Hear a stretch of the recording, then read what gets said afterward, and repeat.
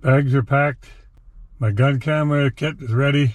Before you know it, we're on the plane and landing in Calgary. Holy shit. I saw lights there. Wow. We're over the runway now. Oh yeah, we're definitely over the runway right now. Man, that was total IFR minimums coming in here. Look at the fog out there. Can't even see the other side of the road. Oh yeah.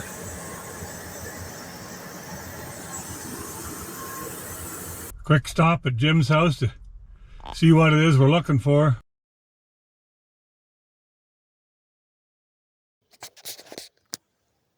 Day one at the camp. Rhino's half loaded. 2 or 3 weeks supply of wood. There's the wall tent. The hauling tub trailer with a lid. Hey Jeff. What? Keep your heads up while I'm thinking about it. When you climb up into a tree stand, make blocking sure that the platform's not ice. Right. So I've shot lots of deer over the years, and I'm not out here to just shoot any deer. I'm out here to get the opportunity to shoot a really big buck. But the main reason is just to be able to hunt with my brother Jim and my friend Art again.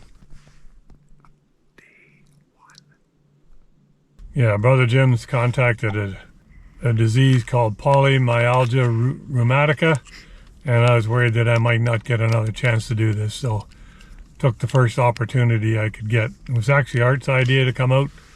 I've tagged along. I'm looking forward to it. Looking at these scenes, I'd like to comment that there is no legal requirement in Alberta to wear hunter orange as there is in most jurisdictions in North America. Where I come from, Ontario, I've been hunting for over 50 years, and I've had this outer shell jacket for almost 30. And it is, the reason I'm wearing it here is because it is the only piece of outer clothing jacket I own that is in camo. And I can assure you from my year's experience with that coat, that hunter orange camo is as good, if not better, than a lot of earth tone camos out there.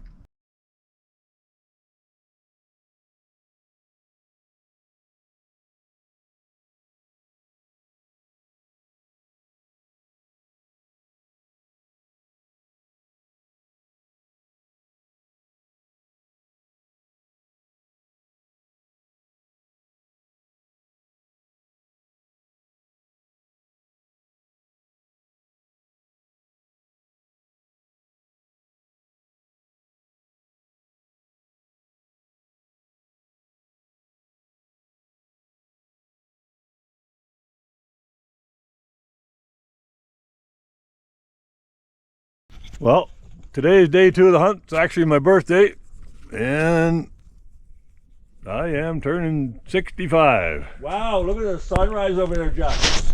Yeah, a lot of the color of that. A lot of pink, yeah. Holy old bald-headed. Red sun in the morning is sailor's warning, though. I also did a two firsts yesterday in my hunting experience. Hunting with a bolt-action rifle with a scope on it. I'm using brother Jim's supplied 35 Whalen. Buddy Art and I, we came out, Jim's got so many guns we didn't bother to bring ours. So this one's got a camera mount here. I could screw this camera on there, but I improvised my own here with a piece of wood and some tie wraps, and I got this bicycle helmet camera here that I got on, and yesterday I did a little video on me attaching it. But the other first was I hunted out a tree stand, and I at first I didn't like it that much, but I got used to it, and I must admit I enjoyed the relative safety of it. Given that we're hunting in fucking grizzly country, I did enjoy the relative safety of being in the tree stand. But today I'm going to be a little off on my own, and I'm going to be on the ground. So I'm going to put an extra shell in the Whalen for safety. So anyway, we're getting almost ready to head out and looking forward to the day. Oh, almost forgot to mention, I had 2 tiny little 4-point bucks go by me, really small deer, very, very tan. And then there was a third one, came to almost the same place, but he didn't cross the road in front of me. He was out behind. Much bigger deer, but not a shooter. It was a very light rack, so I just watched them, and heck, it was a hell of a good way to start the week. And we're getting ready to head out. Just a few minutes from now, just barely daylight here.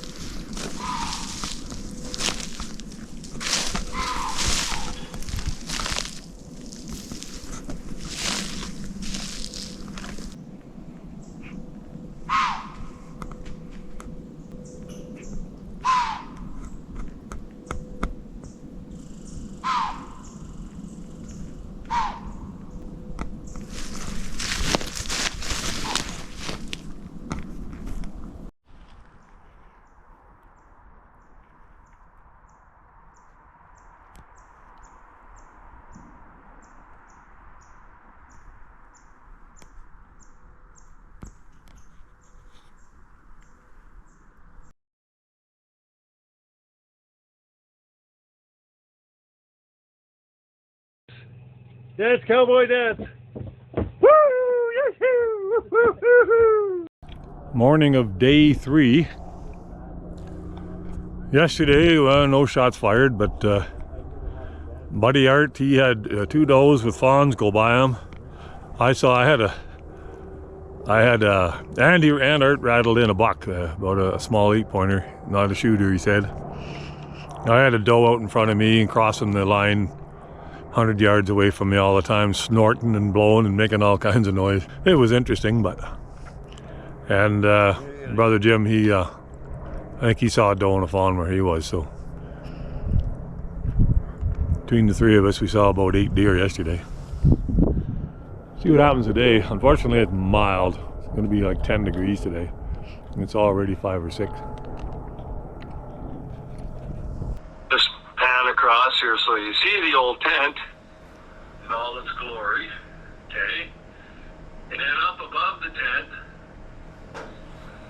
the northern lights, and they extend all the way across the sky to this incredible color here.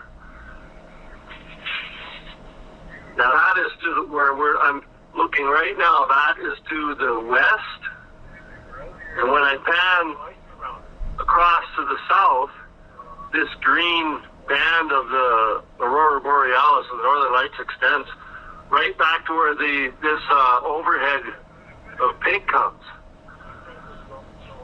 And there is our cozy little hunt camp. Just amazing.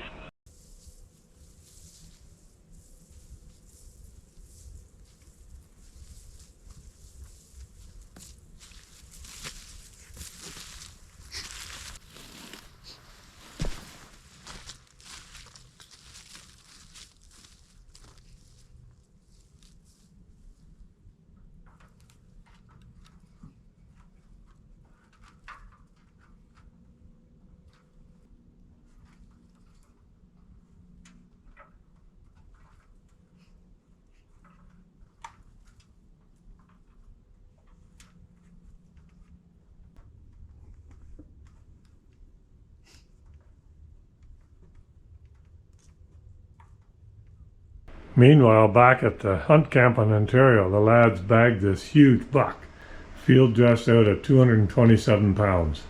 I shot a big one in 2002 that weighed 213. This one outdoes him by 14 pounds. Thursday, November 15th, or November 13th, my last full day hunt.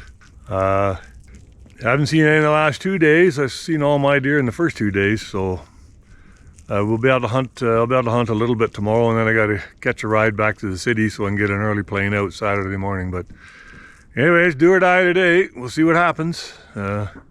Regardless, worst day hunting's a hell of a lot better than the best day at work. It's the last full day, my last full day hunting today, as I said before when I was in camp, but we changed things up. We're going to try and hunt the edge and the crossings of this cut block here. Large logged over area. Just I see a stop sign, so it's also a snowmobile trail. There's a small block of bush here, and I can see that there's quite a trail along the edge, and it comes right through here, only 10 or 15 yards from me. I'm sitting here hoping that something comes along, and my brother Jim's 50 yards the other side of that little patch of brush, and Art, he's another 100 yards back where there's another section of bush that comes together, and he's there at another crossing. So anyway, see what happens. Well, had an exciting day in the bush today. Saw 2 deer. The first one was a little buck that he saw me before I saw him, and I wasn't going to shoot him anyway.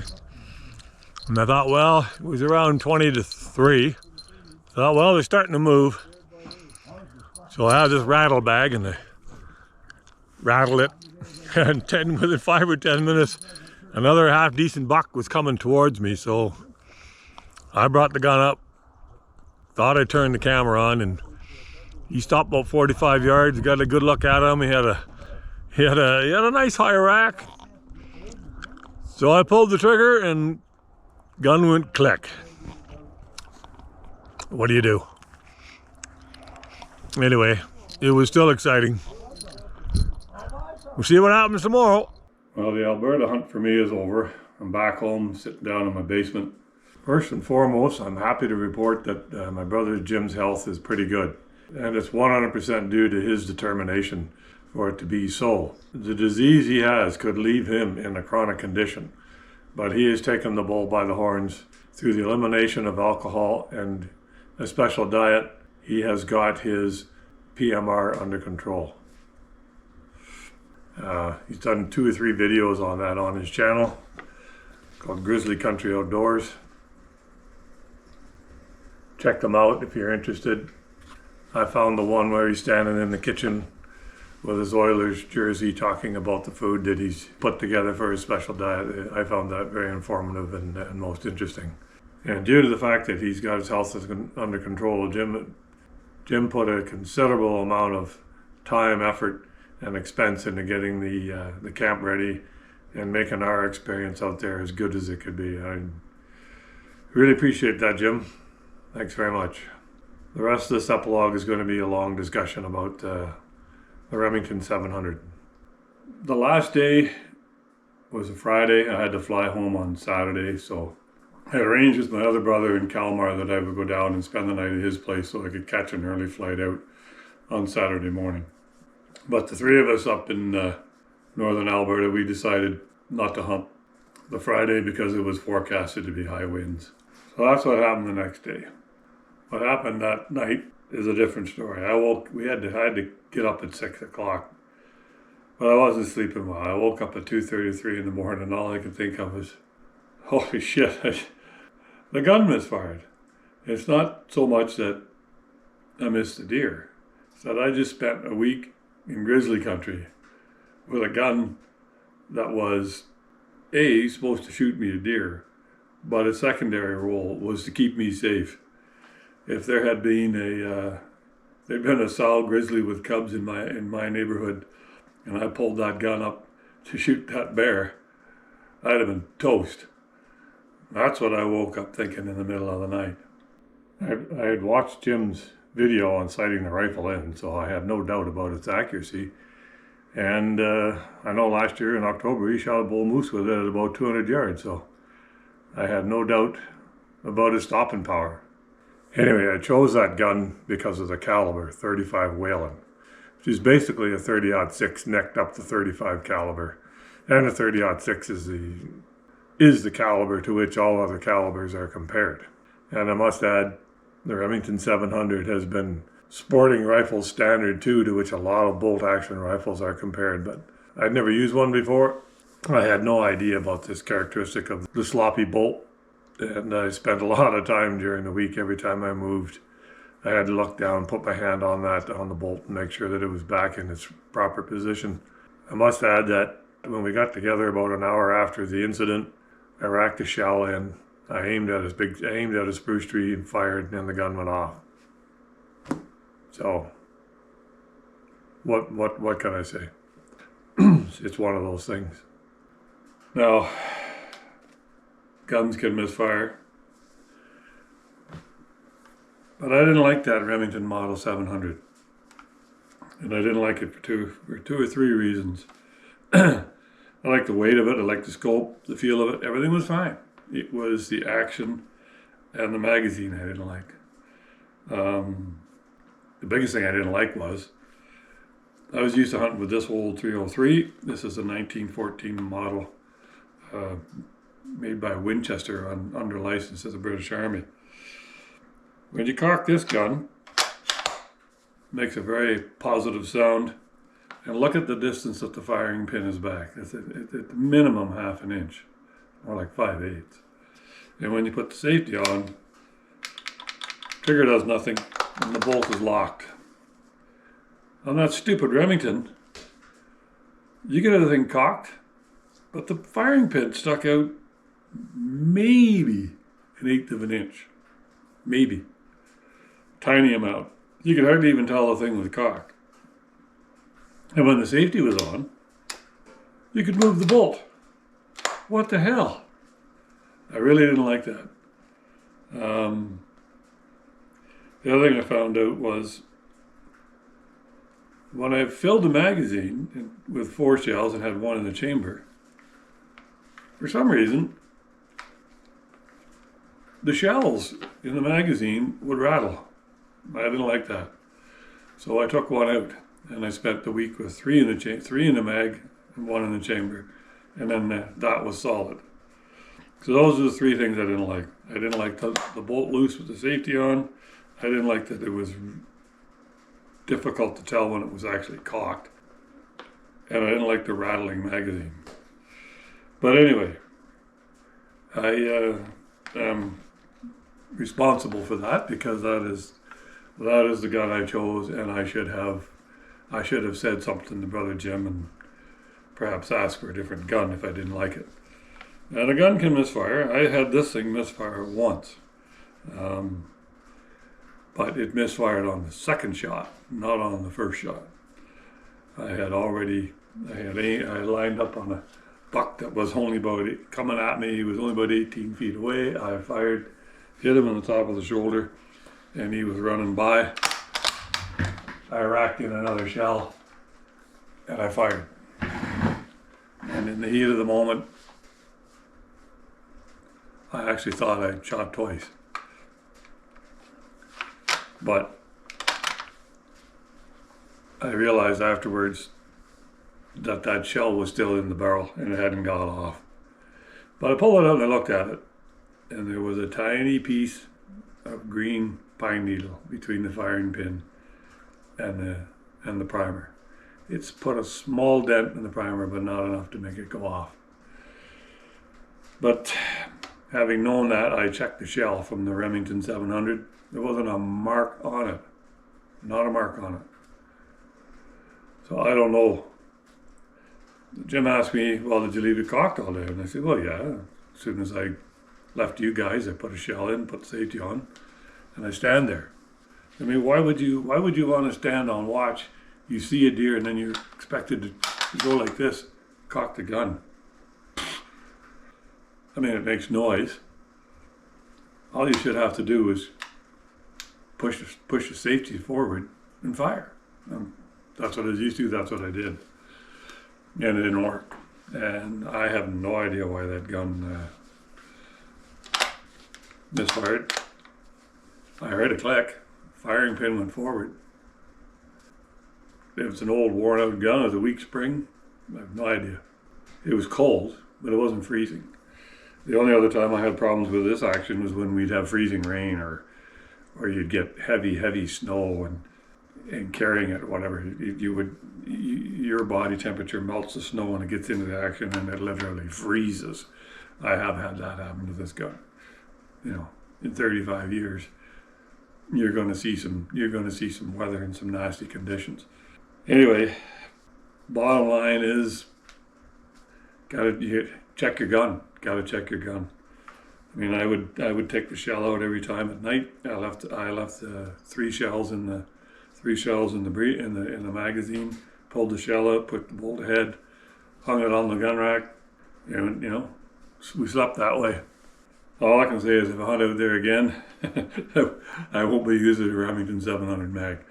Now apparently, older Remington 700 mags work the way I expect them. When you put the safety on, the bolt is locked.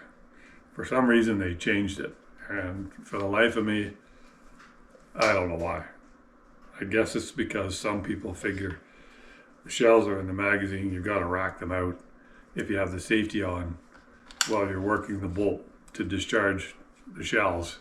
The firing pin can't accidentally go forward and fire around. Really don't want it to. I don't know, that's the only reason I can think of. It makes no sense to have a bolt to move with safety on. They would retarded. Anyway, the lads are still out there.